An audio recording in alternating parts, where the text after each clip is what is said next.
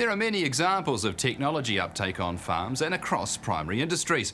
And the technology we're about to see represents a step change in how time and resources are used on farm. Neil and Philippa Gardine and their son Mark have been trialling drones on their Southland sheep farm for the past year and a half. Mark explains how it all began. Dad and I were watching TV and we saw that the army were using drones in Afghanistan just for reconnaissance and things like that. And we were wondering how we could use that just on the farms there. Did a bit of research and yeah. Our drone project really started from a frustration of how many sheep we were losing per year, and that was up to 80. And the time taken to go around the farm monitoring those stock, and sometimes up to 5 times a day, 2 hours each trip. And we were still missing them. And so when Mark watched the documentary on Afghanistan, we decided, you know, why don't we get one? This is our latest one, and that's from a company based in Raglan, New Zealand, called Aeronavix.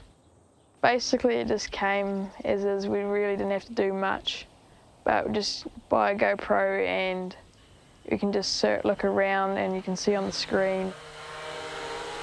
So for example, if I wanted to check some of the sheep in this paddock here, I'll just tap where I wanted it to go, and so I'll just see how high, so 20 metres, speed around 20 metres per second, and say I want it to hover at each waypoint for around 10 seconds. So it'll have a good look around, stop and turn also, so it'll have a look around. Press done, and I can check that they're all okay, and then once I've taken it off, I just press go, and it'll go off and do it all by itself. Hey Mark, do you think you could just fly up that fence line there, hook around those two, and see if you can get them off with your drone? Yep, sure. Thank you. We are using it for drain mapping, for monitoring troughs. So on this farm, we've got 43 troughs. And when there's a water leak, it takes about an hour and a quarter to go around those troughs. And we're monitoring weed and pest in the hills and nodding thistles. Also, there's calf sheep on the hills through the winter period. And if we go to look at those stock, it can take up to 40 minutes, and we drag the whole mob of 3,000 to 4,000 over into the corner. It can be unsafe, and they destroy a lot of the dry matter through that winter period. The counting of the sheep is pretty huge. A lot of corporate farms want to count their sheep for a stock reconciliation once a month, and so we're experimenting with that and in the final stages of being able to count a mob of 4,000 sheep pretty accurately to within 2, and want to expand that out to deer and also cattle. They're pretty robust. They're designed with carbon fibre legs to take the shock of landing and general maintenance. The motors will need 50-hour oiling, and we expect that we will only do 50 hours per year. The batteries, we expect to get 1,000 charges out of those batteries. One of the major things that we're looking at is the safety on this property. There's 8 deaths per year in New Zealand through quad bikes, and both Philippa and I have rolled our four-wheelers in the last 3 years. And in Philippa's case, if she didn't have a mobile phone with her, that she would have spent a night outside.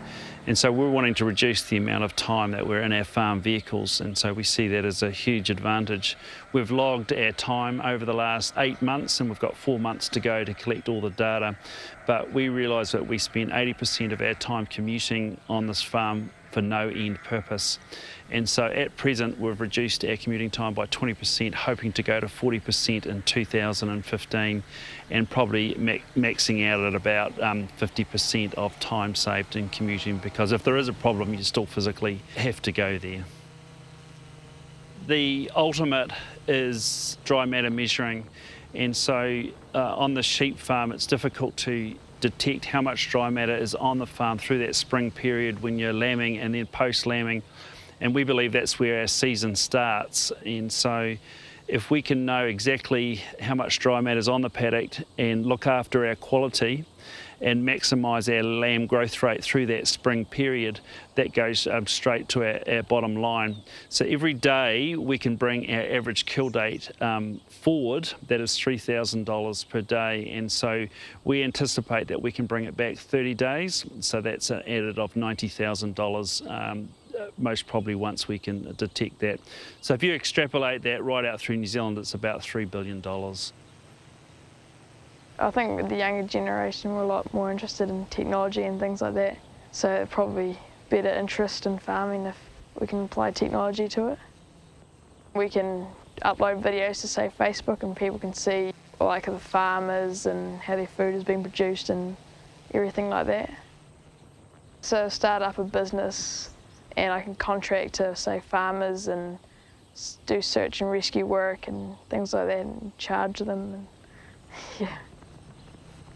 If we can see young people involved and becoming interested in using this technology, then it will help out agriculture, and hopefully the universities, there's some uptake in there with Lincoln and Massey, and they look at introducing courses and degrees to do with this type of technology. So we're pretty excited about that. We are a beef and lamb demo farm for the next 3 years, working in conjunction with Abacus Bio. So beef and lamb are funding the project and monitoring the project. Abacus Bio from Dunedin putting the science and the apps into the drones, and they're using this farm as an example so that we can commercialise this and get it into agriculture. But they are also very enthusiastic about this project.